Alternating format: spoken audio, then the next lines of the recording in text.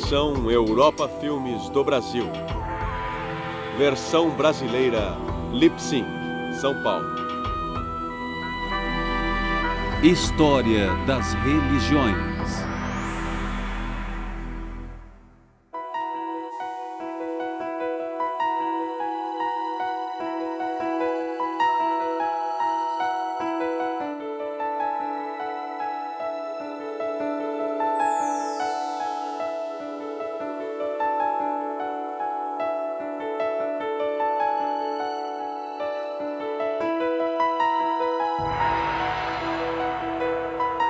Ceticismo.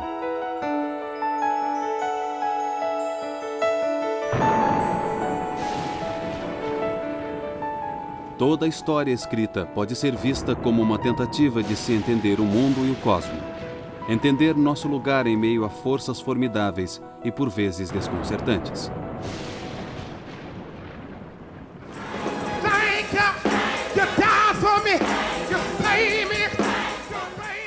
Na história humana, a religião desempenhou um papel central, lidando com questões básicas que enfrentamos como seres humanos. Questionamentos sobre propósito, objetivo, sentido e ordem. Em termos contemporâneos, podemos dizer que religiões são sistemas de crença e compromissos pelos quais os fiéis organizam suas vidas.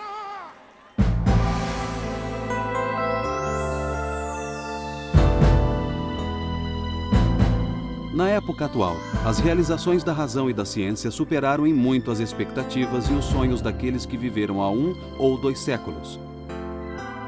Muitos chegam a duvidar ou rejeitar as religiões tradicionais existentes, cujas afirmações não podem ser provadas ou validadas pela razão. Na virada do século XXI, a vida no mundo ocidental é bastante secular. Ainda há muitas perguntas sobre o futuro papel da religião e também sobre o que irá proteger os valores que, às vezes, parecem só declarações arbitrárias de escolha ou de crença. Os homens parecem ter entendido desde os tempos remotos que somos criaturas sociais. Cada pessoa nasce dentro de um contexto social que é muito mais amplo do que a sua existência individual. E passamos a nos conhecer por meio de nossos relacionamentos neste universo social.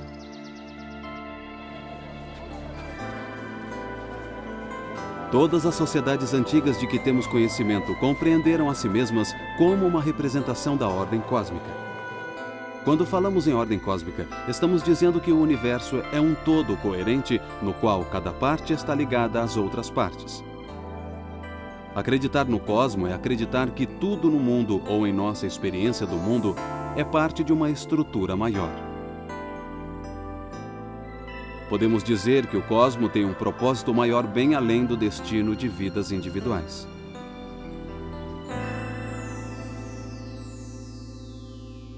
Os primeiros humanos utilizaram os mitos para representar a forma com que a ordem cósmica fora revelada a eles.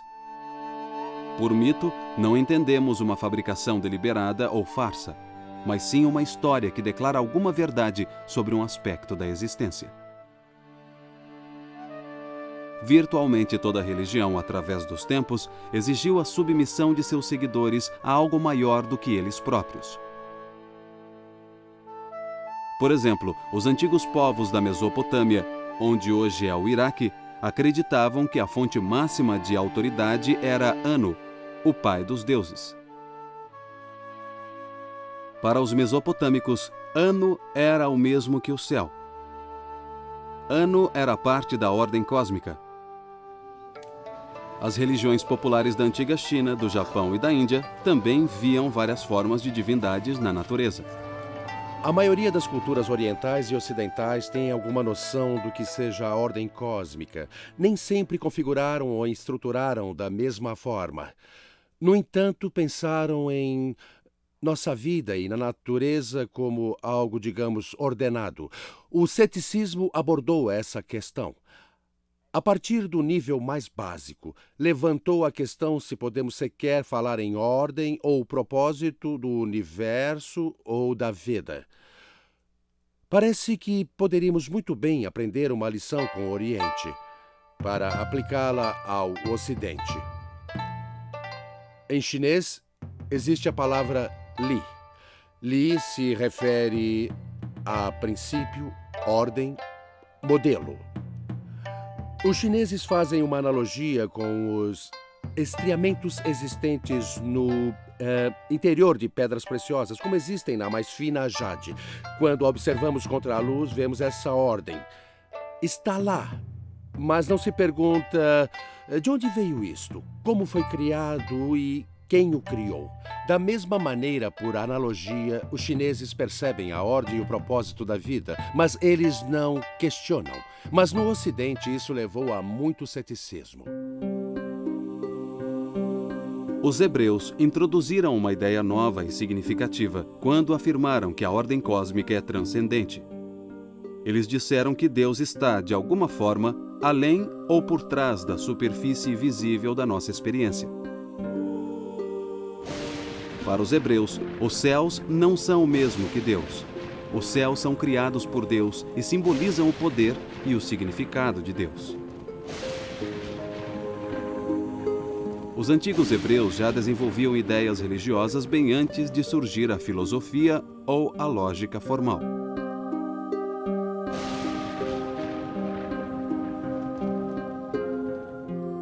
Os pensadores gregos clássicos introduziram uma das divergências do mito religioso mais importantes que já existiu: a filosofia. Isso levanta uma questão importante. Qual é a diferença entre religião e filosofia? Na tradição ocidental, a ordem cósmica religiosa inclui um Deus transcendente e pessoal. Essa transcendência significa que existe um mistério supremo no centro da ordem cósmica. A ordem cósmica está além da compreensão humana. Do ponto de vista religioso, a simples noção da vontade de Deus é suficiente para justificar a existência de tudo, embora não explique por que Deus deseja que as coisas sejam como são. Na passagem bíblica de Adão e Eva, a árvore do conhecimento, do bem e do mal, produz frutos que são proibidos para nós. Por isso, insistir em saber a vontade de Deus seria desafiar a vontade de Deus. Mas na filosofia, não pode haver nenhum mistério no cerne das coisas. Acredita-se que a mente humana tem acesso a uma verdade maior que qualquer ordem social ou individual.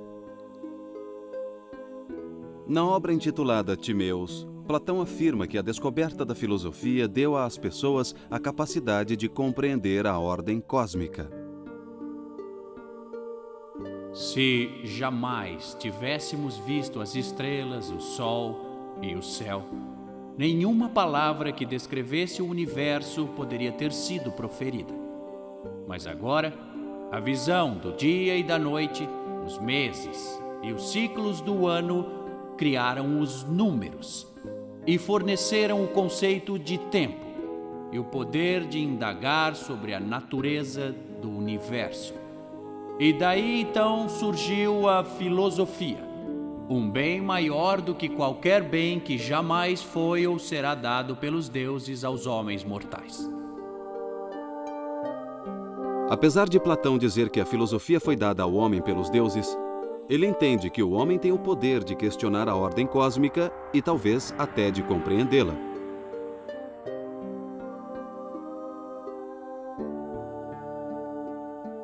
No diálogo de Platão intitulado Eutifor, Platão descreve Sócrates questionando Eutifor a respeito dos deuses e da moralidade. Sócrates pergunta: algo é certo porque tem a aprovação dos deuses, ou os deuses aprovam algo porque é certo? Se alguma coisa está certa porque os deuses a aprovam, então o certo e o errado refletem o julgamento divino. Por outro lado, se os deuses aprovam algo porque é certo, então existe um padrão de retidão, uma ordem ou uma moral cósmica que transcende até os deuses. Sem dúvida, alguns contemporâneos de Sócrates entenderam suas palavras como um ataque às práticas religiosas tradicionais e à negação da existência dos deuses. De fato, Sócrates foi julgado e sentenciado à morte sob a acusação de negar os deuses tradicionais de Atenas. Sócrates foi, assim, um dos primeiros filósofos a expressar alguma forma de ceticismo religioso. Desde então, questões céticas ficaram historicamente entrelaçadas às grandes religiões tradicionais do Ocidente.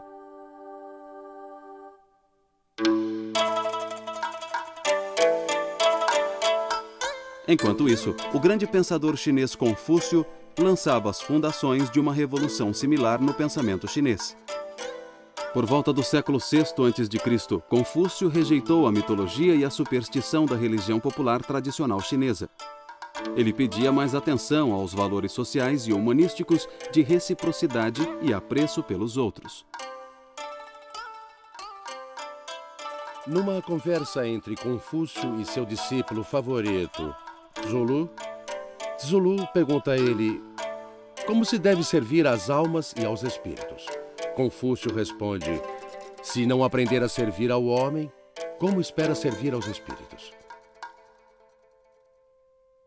Os que tinham percepção espiritual sempre tiveram de se defender das dúvidas e desconfianças dos céticos. O ceticismo, às vezes, levou ao relativismo religioso, a crença de que nenhuma religião tem o monopólio da verdade. Mas também é verdade dizer que muitas das mais profundas inspirações espirituais foram produto do ceticismo. Essa relação simbiótica entre fé e ceticismo perdurou através da história. Os antigos filósofos céticos geralmente eram conservadores. Primeiro buscaram a paz de espírito, reafirmando que a razão é limitada, e depois aceitaram as convenções sociais como substitutas. É importante reconhecer que o ceticismo filosófico não é a negação da razão e da filosofia.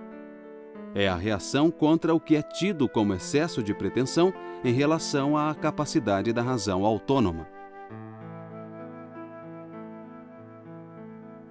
Existem muitos tipos de ceticismo, e cada um tem sua própria visão do que é o conhecimento e de como chegar a ele. Um cético em relação a uma coisa talvez não o seja em relação a outra. Outra forma de entender as diferenças entre ciência, filosofia e religião como maneiras de compreender a existência e a realidade humanas é observar a função que o ceticismo tem em cada uma delas.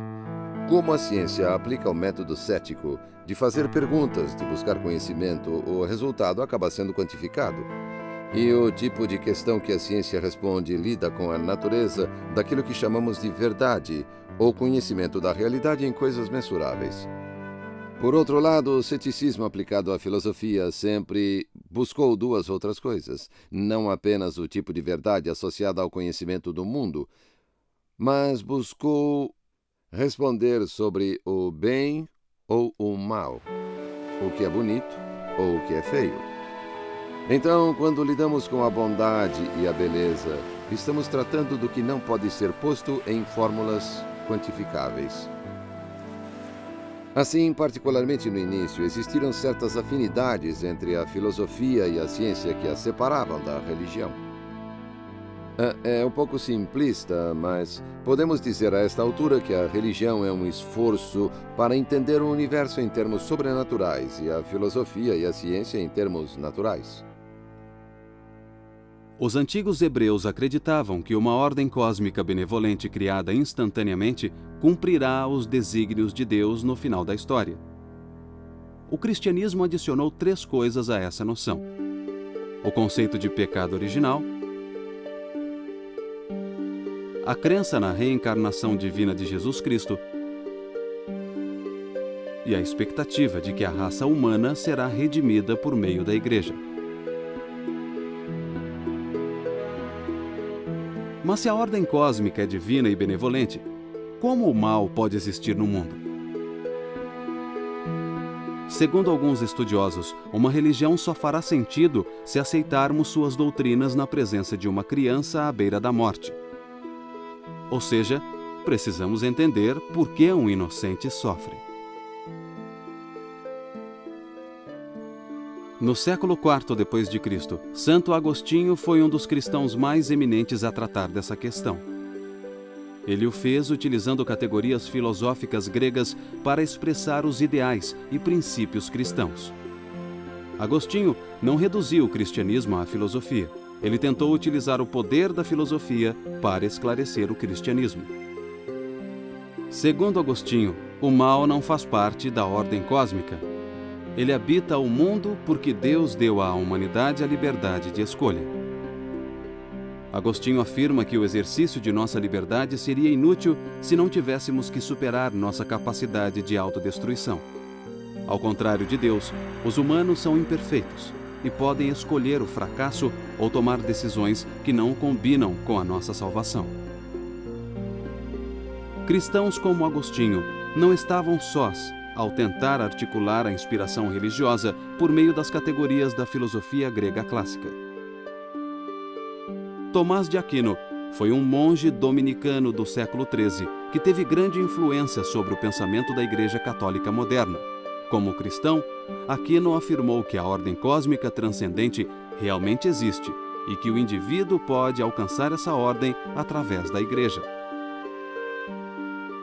Aquino acreditava que as instituições sociais contribuíam para alcançar o objetivo final do universo, isto é, a salvação dos homens. A Igreja é a instituição mais importante, então o Estado deve servir à Igreja, controlando os assuntos terrenos. Em outras palavras, o Estado tem uma função positiva quanto à ordem cósmica, mas está subordinado à Igreja. Durante os séculos XI e XII, as obras de Aristóteles, antes desconhecidas pela cristandade, começaram a surgir em traduções para o árabe e o aramaico nas universidades da Europa, que eram administradas pela Igreja. Essas obras desafiaram a Igreja com algumas ideias bastante significativas, porque Aristóteles não achava que o universo fora criado, o universo era eterno. Havia algo que ele chamava de agente intelectual que sobrevivia à morte do corpo, mas não mantinha uma identidade individual. Mas a imortalidade do ser é um conceito prezado pelos monoteístas ocidentais. Para poder defender a Igreja desses desafios apresentados por Aristóteles, uma das grandes mentes do Ocidente, Tomás de Aquino, iniciou seus estudos sobre Aristóteles. Aquino foi tão bem sucedido em defender a Igreja de Aristóteles que acabou por cristianizar Aristóteles, fazendo dele a base do catolicismo romano moderno. Uma das coisas mais famosas que surgiram daí foram os 5 caminhos de Aquino. 5 argumentos para provar a existência de Deus, todos emprestados de Aristóteles. O argumento da necessidade, já que algo não pode surgir do nada, então algo deve ter sempre existido, e esse algo era Deus. Isso foi tradicionalmente ensinado e visto como provas da existência de Deus. Eu falo dos 5 caminhos. Mas muitas pesquisas recentes sobre Tomás de Aquino evidenciam que essa talvez seja uma interpretação equivocada do que ele quis dizer. Os 5 caminhos apresentados na sua obra Suma Teológica não tratavam de provar a existência de Deus. Aquino não precisava provar isso, para ele isso já era dado. Esses 5 caminhos eram apenas passos para conhecer como Deus atuava na Terra. A obra de Aquino foi particularmente significativa por causa da forma como outros reagiram a ela. Alguns reagiram a Aquino rebelando-se contra o racionalismo do final da Idade Média e rejeitando o que consideravam arrogância e orgulho. Tentaram mostrar que o conhecimento racional sobre a ordem cósmica transcendente era fundamentalmente incerto e ilimitado. Esses autores compararam a ansiedade da existência humana a uma busca interior espiritual e moral pela ordem cósmica. Mas remavam contra a maré do pensamento racionalista que caracterizou a Idade Moderna. Maré esta dominada pela ciência e pelo humanismo. Por toda a época antiga e medieval, a ordem cósmica sempre fora compreendida como algo distante dos seres humanos. No mundo exterior ou além dele, acreditava-se existir uma estrutura ordenada para orientar os seres humanos a viver e organizar suas vidas. Dito de outra maneira, o mundo físico sempre foi compreendido como imbuído de um intuito que era imanente ou transcendente. Mas a modernidade mudou tudo isso. Dentre as novas influências, destaca-se a revolução científica. Os cientistas passaram a ver o mundo físico como um vasto mecanismo desprovido de propósito inerente, ou o que se chama de teleologia. Os cientistas afirmam que o mundo físico opera de acordo com leis mecânicas fixas. A finalidade dessas leis físicas teria sido imposta por Deus para alcançar os propósitos de Deus. As grandes realizações da ciência moderna também anularam a noção de que o mundo físico pode ser percebido e compreendido de maneira direta.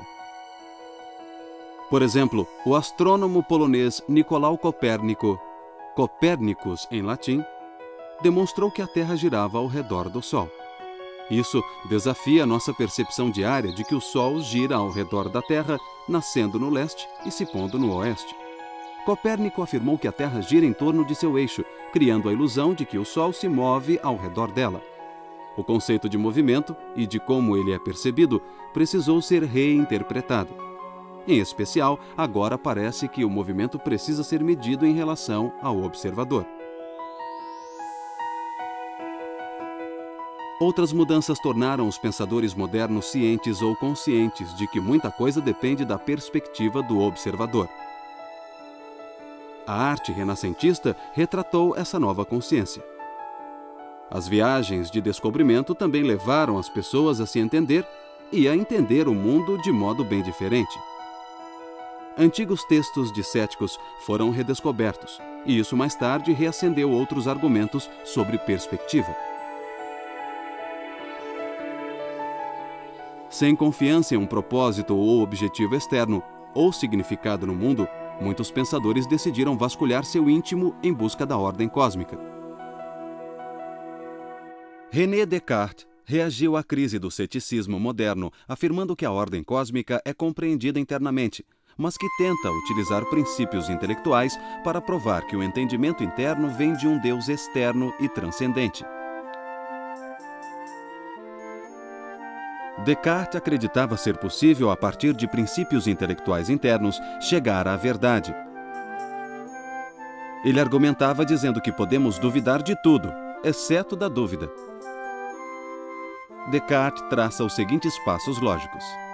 Já que não podemos duvidar de que a dúvida existe, e já que a dúvida é uma forma de pensamento, não podemos duvidar de que o pensamento existe. E se o pensamento existe, e se pensar requer um pensador, então não podemos duvidar de que existimos quando pensamos. Dentre esses pensamentos está a ideia de que Deus é um ser perfeito. Isso significa que Deus é onipotente, onisciente e bom.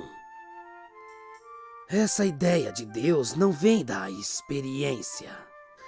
Essa ideia não pode ser inventada por mim. Consequentemente, deve vir de Deus. Sendo assim, existe um ser transcendente que garante meus poderes intelectuais. É interessante notar que esse raciocínio apoia a famosa declaração de Descartes: penso, logo existo.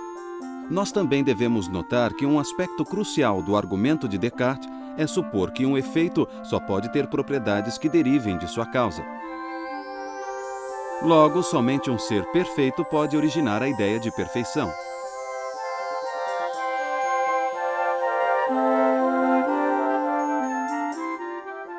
Nos séculos 17 e 18, muitos livre-pensadores procuraram manter a crença em Deus, tornando-a compatível com a racionalidade do iluminismo.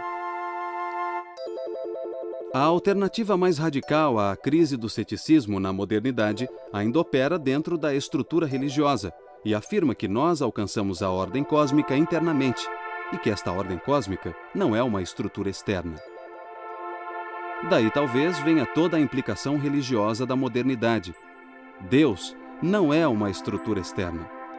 Essa visão não nega a existência de Deus, nem nega a existência de uma ordem cósmica, nem mesmo nega uma ordem cósmica transcendente. Ao contrário, rejeita as tentativas anteriores de explicar tal ordem e a maneira como os homens a entenderam.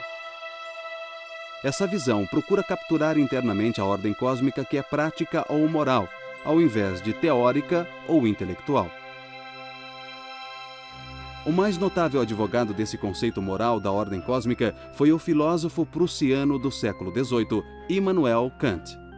Kant dizia que a ordem ou estrutura está baseada em como nós percebemos as coisas e não em uma qualidade objetiva do cosmo em si. Para chegar a essa conclusão, Kant começa por dizer que nossa experiência moral consiste em nos elogiar ou nos culpar pelos atos que praticamos. Mas tal culpa só faz sentido se formos responsáveis por nossos próprios atos. E só podemos ser responsáveis se tivermos livre-arbítrio. Para Kant, a vontade humana é uma vontade moral. Sua autonomia consiste na autossubordinação e não na autoafirmação. Esse conceito é o correspondente moderno das lições de Platão de que compreender a nós mesmos é fundamental e compreender o mundo é mera consequência. O argumento de Kant também é o equivalente moderno de Agostinho, que dizia que o ceticismo pode ser superado apenas se apelarmos a uma fonte moral interna. Por fim, Kant afirma que nossa vida moral faz sentido apenas como afirmação de uma atitude religiosa perante o mundo. Nosso compromisso com o que é certo e errado deve vir da crença ou da fé, não de provas. Kant argumentou que não podemos obter moralidade da religião, nem religião de Deus, porque em última instância não há nenhuma prova da existência externa de Deus. Assim, Deus e religião devem ser compreendidos pela sua relação interna com a nossa experiência moral. Essa revolução transcendental no pensamento filosófico não é uma forma de ceticismo, exceto aos olhos de seus detratores. Pelo contrário, é uma resposta ao ceticismo e procura preservar nossas instituições morais e religiosas, internalizando-as. Vamos voltar no tempo para identificar e compreender uma outra alternativa para a crise do ceticismo da modernidade.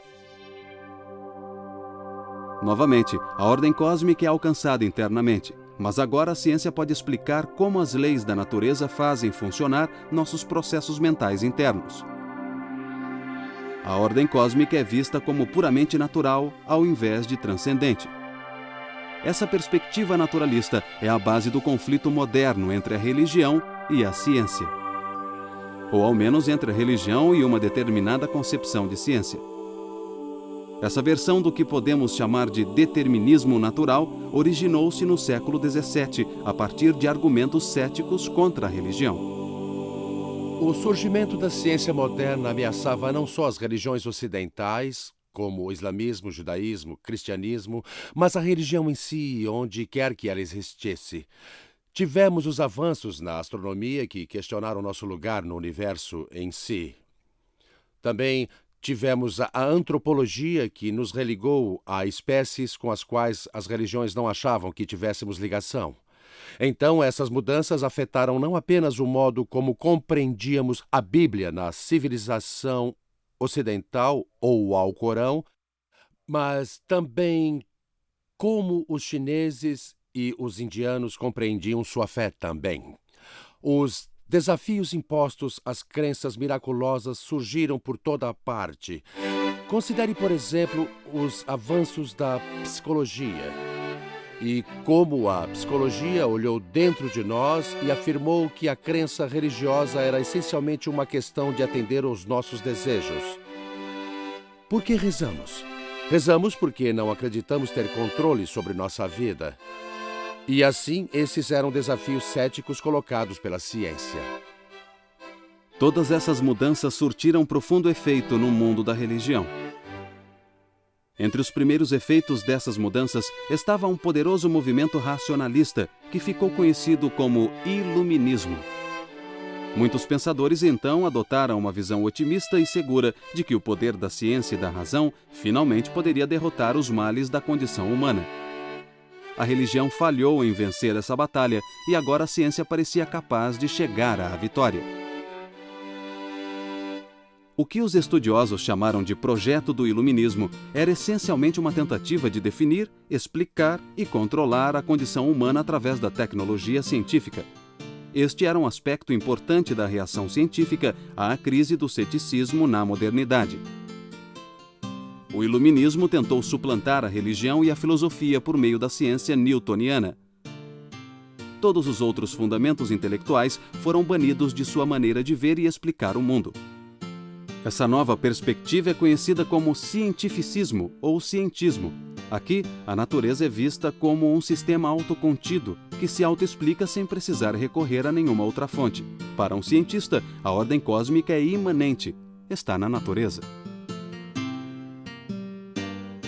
Entre 1830 e 1842, o pensador francês Auguste Comte publicou uma obra de 6 volumes intitulada Curso de Filosofia Positiva.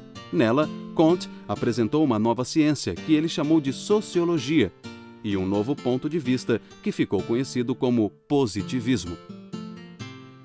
Em toda a sua obra, Comte expressou um sentimento que arrebanhou diversos seguidores desde o século XVII.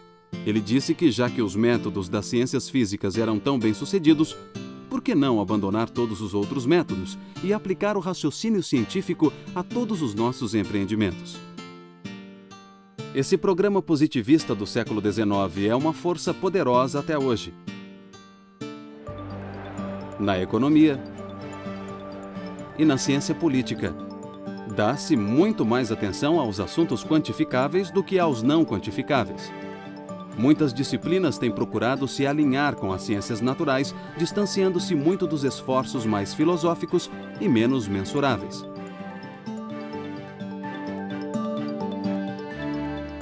Os defensores do iluminismo também usaram as ciências sociais recém-estabelecidas para explicar a poderosa força psicológica por trás do que consideravam convicções religiosas errôneas. Sigmund Freud, fundador da psicanálise, afirmou que Deus é uma fantasia. Ele diagnosticou as crenças religiosas como uma ilusão baseada no desejo de poder ou de ordem que não existe. Sigmund Freud estava entre aqueles que reagiram com respostas seculares e científicas à crise do ceticismo moderno. Nesta visão, as concepções de uma ordem cósmica são meras ilusões ou criações humanas. Nesta visão, não existe ordem cósmica. Os positivistas tinham desbancado a religião e agora queriam fazer o mesmo com a ciência. Na verdade, seus defensores chegaram a essa visão em etapas.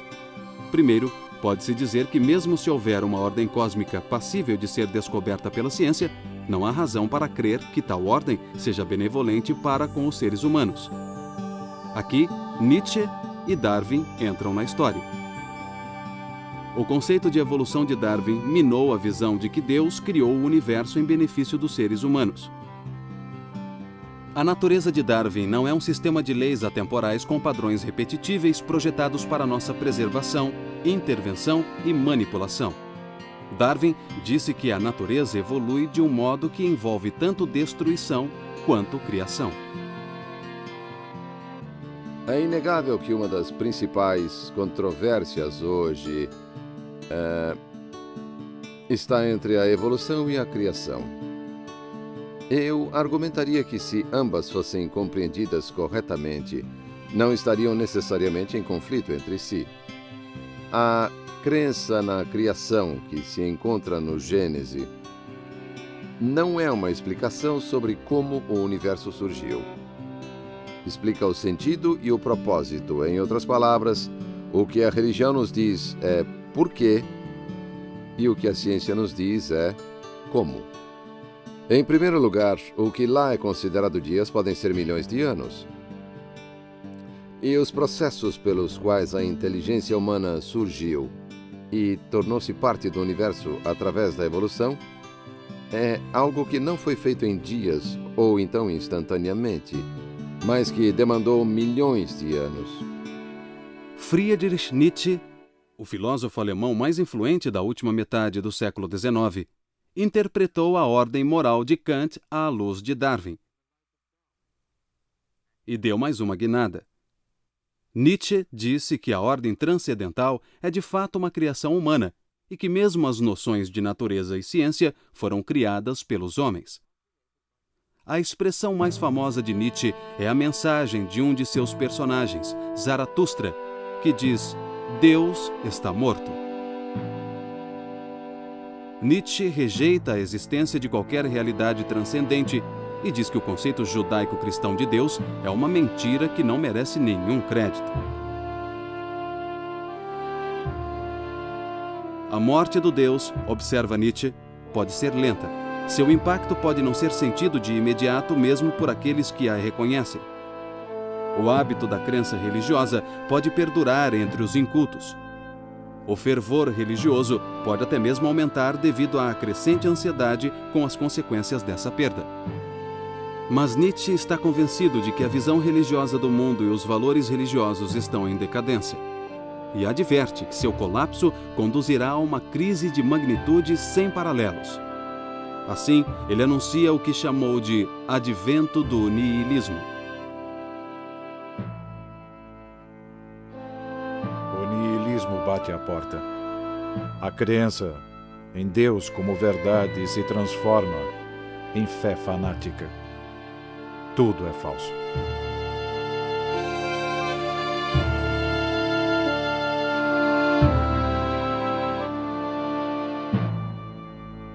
Nietzsche procura enxergar além do niilismo resultante do colapso do pensamento baseado na religião e na metafísica. Nós nos tornamos frios, duros, enrijecidos pela percepção de que o caminho deste mundo é qualquer coisa menos divino. O conhecemos bem.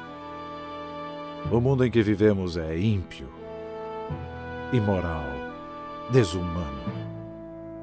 Nós o interpretamos falsamente durante muito tempo, de acordo com os desejos da nossa reverência, de acordo com nossas necessidades. Nietzsche faz um apelo para que a vontade se afirme corajosamente. A humanidade escolherá o vazio para não ser esvaziada de escolha. Ele está dizendo que a humanidade, ao invés de aceitar o vazio, vai preferir a destruição pela destruição. Dito de outra maneira, a alternativa para a afirmação é descer em direção à destruição e à morte. Muitos interpretaram as guerras mundiais do século XX como realizações da visão de Nietzsche. Contudo, elementos de moralidade ainda persistem em Nietzsche quando ele diz que há mais poder no autocontrole, na filosofia e na arte do que na sujeição do outro. A questão do existencialismo, e em especial seu relacionamento com a vida humana, foi muito mal compreendida, a meu ver.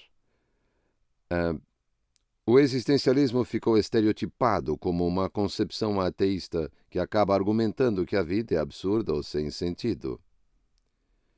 Certamente, alguns existencialistas menores tomaram essa posição. Mas, para mim, os existencialistas mais importantes não favoreceram esse ponto de vista. Nesse sentido, existem dois tipos de existencialismo, o que pode ser chamado de existencialismo ateísta e, na falta de um termo melhor, o teísta, ou melhor, o existencialismo religioso.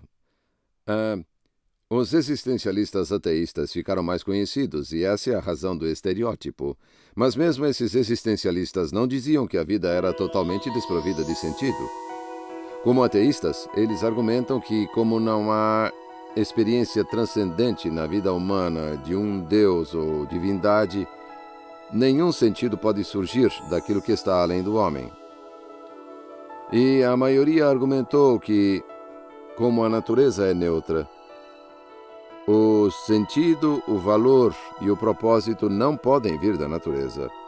Mas Albert Camus, Jean-Paul Sartre e Nietzsche, os três existencialistas ateístas mais conhecidos, à sua maneira indicaram que há várias formas de os seres humanos darem sentido às suas vidas. Alguns enfatizaram a coragem necessária ao indivíduo para ele criar esse sentido. Nietzsche e Sartre em especial. Mas em Camus encontramos a percepção de que os relacionamentos humanos de amor e alegria dão significado às nossas vidas. Assim mesmo, os existencialistas ateístas não argumentaram que a vida é sem sentido. Apenas dizem que não acharemos esse sentido em um Deus ou na indiferença da natureza. No século XX, o Estado cresceu rapidamente na América e na Europa, dominando e dramaticamente expandindo um papel que antes tinha sido das instituições religiosas: o papel assistencial e social. Saúde, educação e instituições sociais financiadas pelo Estado marginalizaram o papel das igrejas e das sinagogas. A doutrina que separava a igreja do Estado tem sido interpretada cada vez mais literalmente. Isso isolou ainda mais a religião das iniciativas sociais e do debate público sobre elas. O impacto cumulativo da crise do ceticismo moderno talvez possa ser melhor observado na obra de Thomas Henry Huxley, um eminente cientista britânico do século XIX. Quando jovem, Huxley abraçou o teísmo, acreditando que a ordem e o projeto da natureza são evidentes e que existe um autor infinito. Em 1869, após ler Darwin, Huxley passou a rejeitar o teísmo e criou o termo agnosticismo para descrever sua posição. Um agnóstico acredita que as perguntas sobre a natureza suprema do universo não podem ser respondidas. Não há nenhuma base para se crer em uma realidade transcendente. Consequentemente, não devemos julgar essa questão. Huxley tratou disso como uma questão real a respeito de uma estrutura externa, e ele afirmava que era imoral defender uma posição para a qual não há uma evidência lógica satisfatória. Huxley achava que mesmo a ciência e os padrões da racionalidade devem conter certos valores. Não podem operar em circunstâncias desprovidas de quaisquer valores. Mas o universo não diz que valores devemos adotar. Huxley observou o governo divino do universo e o considerou amoral. É uma mistura de prazer e de dor, e isso tem pouco a ver com moralidade. Isso nos deixa com uma pergunta: se os valores morais não se baseiam no que descobrimos sobre a natureza, e se os valores morais não devem ser rejeitados completamente, então como podemos dar sentido à nossa vida moral? Durante séculos, especialmente no Ocidente, pensava-se que a moralidade estava restrita e conectada à religião de cada um. Agora, no entanto, os discípulos de Huxley e de Darwin, os novos cientistas, chamados de sociobiólogos, estão encontrando precursores do moralismo humano em espécies que nem humanas são: os primatas superiores. De muitas maneiras, a ciência tem sido uma das histórias de maior sucesso da Idade Moderna. A saúde humana e a prosperidade tiveram grandes avanços devido à teoria dos germes que causam doenças, ao uso da eletricidade, ao conhecimento químico e a inúmeras outras descobertas e melhorias científicas e tecnológicas. Com esse conhecimento científico recém-descoberto, apareceram muitas novas percepções filosóficas, bem como novas perguntas e problemas. Dentre as revoluções intelectuais mais profundas está a teoria da relatividade, que enfatiza o papel do observador em vez do objeto observado. Em termos leigos, ciência e filosofia descobriram que o que você vê depende de onde você está. E essa noção trouxe consequências para a teologia, principalmente para as doutrinas religiosas tradicionais que reivindicam a verdade suprema e objetiva. O relativismo veio a ser uma característica marcante, não somente da ciência e da filosofia, mas também da religião e da moralidade. No fim do século XX, muitos teólogos aceitaram a ideia de que todas as crenças religiosas são essencialmente válidas e iguais, mas nenhuma pode reivindicar a verdade absoluta. Ao contrário, crenças religiosas e princípios morais são vistos como pessoais, uma questão de gosto e escolha pessoal. 2 milênios depois de serem reconhecidos, os problemas levantados pelos antigos céticos ainda não foram resolvidos, seja pela filosofia, teologia ou ciência. Mas contínuas descobertas científicas a respeito de coisas como a vastidão e a idade do universo, e a beleza estarrecedora dos eventos e das forças da natureza, reforçaram os sentimentos religiosos que se baseiam na observação de como a vida humana é pequena e breve. Ainda resta a profunda questão sobre o significado de estar vivo. A razão por si só, com frequência, falha ao tentar responder tais perguntas e questões. Mas também é verdade que o desejo por um sentido e propósito é universal. E que a busca de sentido e propósito já é em si a própria recompensa.